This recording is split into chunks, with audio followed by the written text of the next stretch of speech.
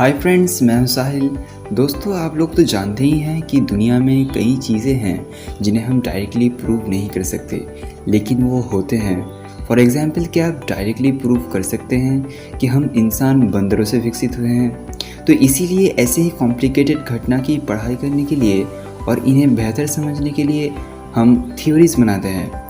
Theories विज्ञान में किसी भी घटना का समझने का सबसे गहरा और ऊंचे मूल्य का साहित्यिक कार्य होता है, जो बहुत गहराई से रिसर्च करने में और एक्सपेरिमेंट करने के बाद मिलता है। यही थ्योरीज बहुत महत्वपूर्ण काम भी करती है, और वो है प्रेडिक्शंस, यानी भविष्यवाणी करना। ऐसे ही एक थ्योरी है जिसे हम कहते हैं थ्योरी ऑफ रिलेटिविटी या सापेक्षता सिद्धांत, जो जैसे हम जानते हैं जाने माने फिजिसिस्ट एल्बर्ट आइंस्टाइन के द्वारा लिखी गई थी। और ये थ्योरी में उन्होंने ब्रह्मांड का सिर्फ एक नया मॉडल ही नहीं दिया, बल्कि कुछ ऐसे कैलकुलेशन में आधारित भविष्यवाणियाँ भी की जो हैरानी से सच साबित हुए। जैसे एक टेस्ट में आइंस्टाइन का थ्योरी मरकरी के ऑर्बिट को सटीकता से प्रेडिक्ट किया, जबकि न्यूटन्स के कैलकुलेशन गलत निकले। और दूसरे प्रेडिक्शन हम चेक कर सकते हैं टाइम डायलेशन के रूप में, जो ये बताता है कि तेज़ रफ्तार में समय धीमा गुजरने लगता है।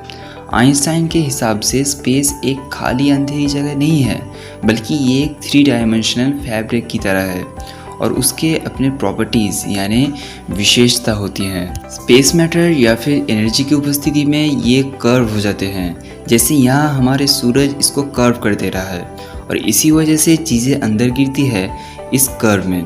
तो इसी को आइंस्टाइन ने ग्रेविटी कहा। आइंस्टाइन का मानना था कि क्योंकि हर एक ऑब्जेक्ट स्पेस में कर्व क्रिएट करता है, तो ज़रूर ये कर्व्स भी उन ऑब्जेक्ट के साथ ट्रैवल करते होंगे जहाँ भी वो ऑब्जेक्ट खुद ट्रैवल करता है। और अगर कर्व को फॉलो करना है और रोशनी की गति से कोई भी चीज़ ट्रैवल नहीं कर सकती, तो उसका मतलब ये है कि कर्व भी रोशनी की तेज़ी से ही ट्रैवल करती है।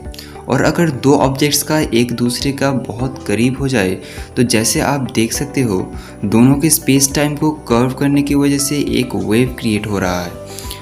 और यही वेव्स को आइंस्टाइन ने कहा थी ग्रेविटेशनल वेव, जिसका सबूत 2015 तक कोई नहीं देख पाया। लेकिन ये वेव्स जिन्हें कभी देखा नहीं गया था, आइंस्टाइन के हिसाब से ये बहुत छोटे होते हैं और स्पेस में हर कोई इसका उत्पादन नहीं कर सकता, एटलीस्ट उतना कि वो हम तक पहुंच पाए। इसके लिए ऑब्जेक्ट्स का विशाल होना बहुत ही ज़रूरी है। विशाल ऑब्जेक्ट्स, जब भी अंतरिक्ष में विशाल ऑब्जेक्ट की बात करते हैं तो हमारे दिमाग में सबसे पहले क्या आता है? Right, black holes. लेकिन ये शब्द ब्लैक होल्स के बारे में आइंस्टाइन के समय में किसी ने नहीं सुना था। इनफैक्ट ये शब्द का उपयोग थ्योरी पब्लिश होने के 50 साल बाद तक कभी नहीं किया गया था। आइंस्टाइन का मानना ये ज़रूर था कि कैलकुलेशंस बताते हैं कि ऐसा ऑब्जेक्ट हो सकता है ब्रह्मांड में जो इतना विशाल हो जाएगा कि प्रकाश की रोशनी भी उसके ग्रेविटी के चपेट से नहीं बच पाएगी। पर ये सोच के उन्हें लगता था कि प्रकृति ऐसा होने नहीं देगी और ऐसा कोई ऑब्जेक्ट तैयार ही नहीं हो पाएगा। फिर 1967 में एक अमेरिकन फिजिसिस्ट जॉन व्हीलर ने ये सोच पे गहराई से पढ़ाई की और उन्होंने पहली बार ब्लैक होल शब्द का भी उपयोग किया। उनके कैलकुलेशंस ये बताते हैं कि ब्लैक होल्स का होना 100% संभव है, और इसी वजह से वो पूरी तरह से यकीन करते थे कि ये होते हैं, और ये मरे हुए या फिर जमे हुए सितारों से बनते हैं। अगर आपको नहीं पता कि ब्लैक होल्स कैसे बनते हैं, तो इसके बारे में मैंने एक वीडियो बना रखी है। उस वीडियो का लिंक आपको ऊपर आई बटन में और नीचे डिस्क्रिप्शन में मिल जाएगा। ऐसी कोई भयानक चीज़ अंतरिक्ष में होती है जिसका खुलासा उस समय नहीं हो पाया, क्योंकि हमारे पास सबूत नहीं थे। पर यह आइडिया के सामने आने के कुछ समय बाद 1971 में पहला ब्लैक होल्स देखा गया एस्ट्रोनॉमर जॉन बुल्टन के द्वारा।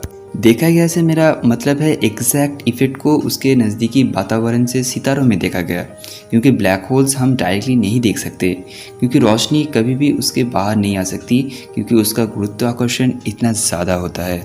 तो ब्लैक होल्स के खोज करते वक्त एक सितारे पे नज़र रखी गई थी जो दूसरे बाकी सितारों के तुलना में बहुत तेज़ी से किसी चीज़ को ऑर्बिट कर रहे थे। जैसे थ्योरीज ने प्रेडिक्ट किया था कि वो बिल्कुल अपने अंदर सारी मैस को खींच लेगा और रेडिएशन को बाहर फेंकता रहेगा, तो बेसिकली पहली बार ब्लैक होल्स को देखा गया। और कुछ सालों में और ब्लैक होल्स डिस्कवर किए गए और अनुमान लगाया गया कि हमारे गैलेक्सी में ही करीब 1 बिलियन ब्लैक होल्स हो सकते हैं, और ये काफ़ी चौंका देने वाला आंकड़ा था। और उसके बाद नेचुरली साइंटिस्ट ये सोचने लग गए कि ये क्या होगा अगर दो ब्लैक होल्स आपस में ऑर्बिट करने लग जाए। क्या वो ब्लैक होल्स एक दिन एक आपस में टकरा जाएंगे, और अगर टकरा भी गए तो क्या होगा। इसी सवाल के तलाश में यानी आइंस्टाइन की थ्योरी में किए गए प्रेडिक्शंस को गौर से समझा गया।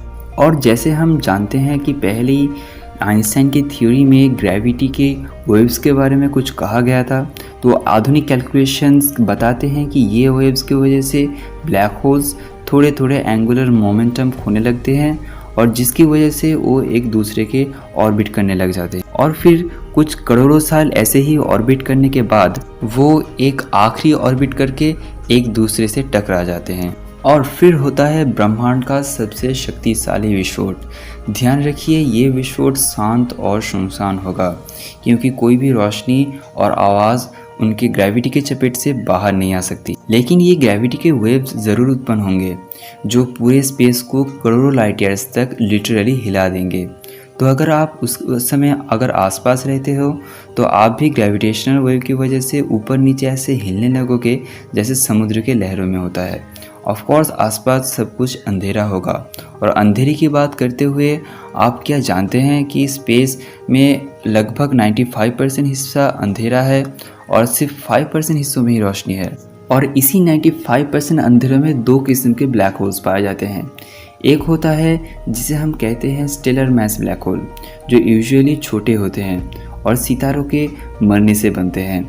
अब अगर दो सूरज से 50 या फिर 100 गुना विशाल सितारा एक बाइनरी सिस्टम में ऑर्बिट करता है और एक स्टार सुपरनोवा ब्लास्ट में मारा जाता है, मतलब एक सितारा एक ब्लैक होल्स को ऑर्बिट करने लग गया, फिर दूसरा सितारा भी ऐसे ही विस्फोट में मारा जाता है और ब्लैक होल्स बन जाते हैं, तो हमें दो स्टेलर मैस ब्लैक होल्स मिल जाएंगे जिनका मैस 50 सूरजों के बराबर होगा। और करोड़ों सालों में इनका आपस में टकराने के बाद ग्रेविटेशनल वेव्स ज़रूर उत्पन्न होंगे। बट ये ब्रह्मांड में सबसे शक्तिशाली धमाका नहीं होगा, क्योंकि ये स्टेलर मैस ब्लैक होल्स थे। पर ये ब्लैक होल्स से कई गुना ज़्यादा बड़ा होता है सुपर मैसिव ब्लैक होल्स। ये ब्लैक होल्स का मैस 1 मिलियन से 37 बिलियन सूरज के समान होता है, और ऐसा ही एक ब्लैक होल हर गैलेक्सी के सेंटर में होता है। ये ब्लैक होल्स जब टकराते हैं तो ब्रह्मांड की सबसे शक्तिशाली घटना होती है, जो स्पेस टाइम में ऐसे ही वेव्स क्रिएट करते हैं जो हम करोड़ों लाइट ईयर्स तक सुन सकते हैं। ऐसे ही एक वेव्स हम हाल ही में 2015 में पहली बार देखा। दो स्टेलर मैस ब्लैक होल्स पे नज़र रखी गई थी और ठीक 14 सितंबर 2015 को 9:25 में दोनों आपस में टकरा गए। कहा जाता है कि एक ब्लैक होल्स का मास 30 सूरजों के बराबर था और दूसरे का मास 60 सूरजों के बराबर। टकराने से पहले इनका लास्ट ऑर्बिट 1 सेकेंड से 5वें हिस्से तक चला और फिर हो गया ऐसा एक धमाका जिसका वेव हम यहाँ तक महसूस कर पाए। साइंटिस्ट ने ये वेव्स को लाइगो यानी laser interferometer gravitational waves observatory नाम के एक ऑब्जर्वेटरी में रिकॉर्ड किया। फिर एक साउंड मॉड्यूल में इसका फ्रीक्वेंसी को एक्सपोज किया गया। मतलब स्पेस में अगर कोई एक एटमॉस्फेयर होता जैसे हमारी पृथ्वी में है, तो वो आवाज़ कुछ इस तरह सुनाई देती।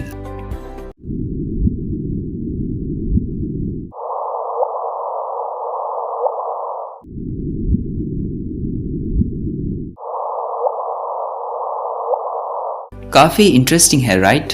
तो दोस्तों ये होता है जब दो ब्लैक होल्स आपस में कोलाइड हो जाते हैं। बिग बैंग के बाद ये ब्रह्मांड में सबसे शक्तिशाली घटना थी। क्या आपको लगता है कि सच में ग्रेविटेशनल वेव्स होते हैं? तो कमेंट में ज़रूर बताएं। उम्मीद है ये वीडियो आपको पसंद आया होगा और इससे आपको कुछ नया सीखने को मिला। तो वीडियो को शेयर ज़रूर करें अपने प्यारे लोगों के साथ, क्योंकि ज्ञान बांटने से ही बढ़ता है। वीडियो अच्छा लगा हो तो लाइक पे क्लिक कीजिए और सब्सक्राइब करें हमारे चैनल को ऐसे ही इन्फॉर्मेटिव वीडियो के लिए। आज के लिए इतना ही और मिलते हैं दूसरे वीडियो में, तब तक के लिए बाय।